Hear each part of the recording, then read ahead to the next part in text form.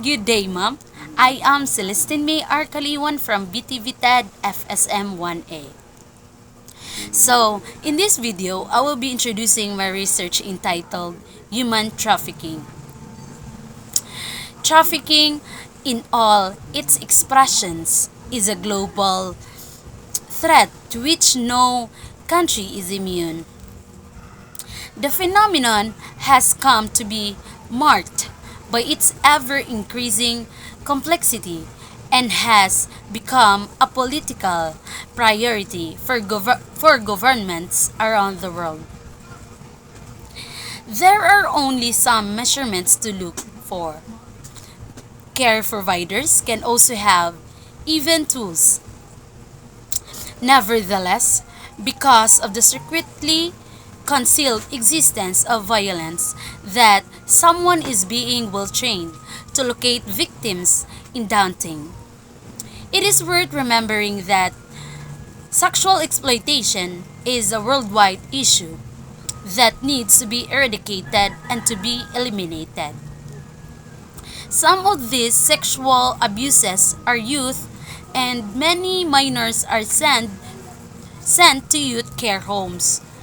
So, in part, globalization disseminates practices, values, technology, and other human products throughout the globe. It must, it must be acknowledged that forms of slavery and human trafficking are not just outcomes of globalization, and they are part of the globalization process itself.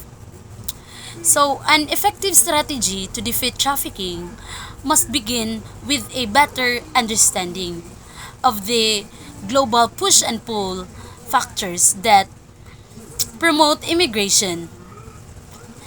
Global trafficking involves smuggling persons across national borders, having them having them enter with fraudulent immigration documents or having their valid travel documents confiscated after entry.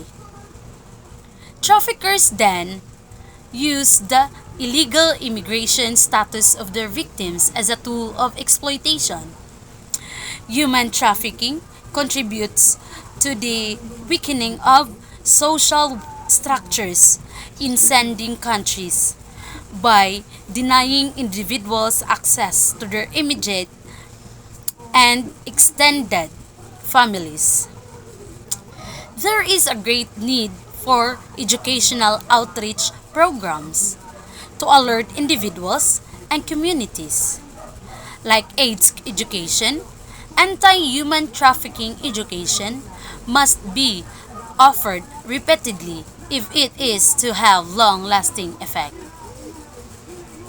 Prosecution of traffickers also has a strong prevention aspect.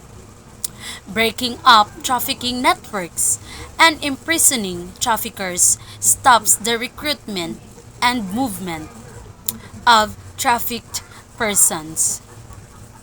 So, protection first requires identification of victims. Police, immigration officers, social workers, and healthcare workers require training on how to identify victims of trafficking.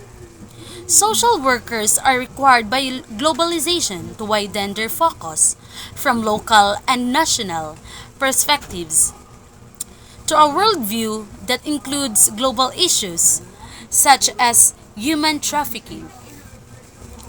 Human trafficking happens in almost every country around the world, and this became a hidden pandemic.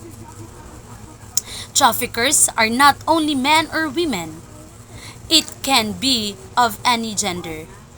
Awareness of this social problem will help minimize and avoid this from happening. The number of these victims is rising every year, and it is very disturbing that this subject is barely aired on the news. It should start within ourselves and as well in the city or country we belong to act in order to shun this trafficking. Here in LGU or MOC has already an existing ordinance on human trafficking, the Ordinance Number 40, Series of 2020. Anti-Trafficking in Persons Ordinance of Ormoc City, to have a legalized basis in giving punishments or justice to the victims, and also in particular for children, women, and youth, to have a good implementation, protection, and prevention. This issue is difficult to be solved, but we can do so many ways in order to mitigate this and protect victims and those who are vulnerable. As individual, I have a recommendation, and it is to have a strict implementation in mitigating this issue and in-depth study to investigate if there is an increase on their awareness. So that's all. Thank you.